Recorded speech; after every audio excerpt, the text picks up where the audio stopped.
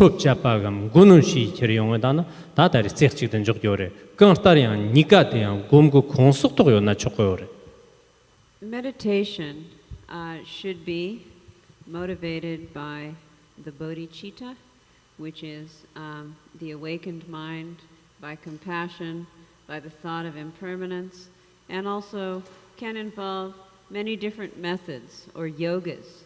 And so these yogas can be engaged with conceptual mind or without conceptual mind, or we can simply think of meditation as being the process of pacifying the mind through the 9 modes of placement, so that all thought proliferations are brought to a standstill, and one can single-pointedly rest in mind's nature.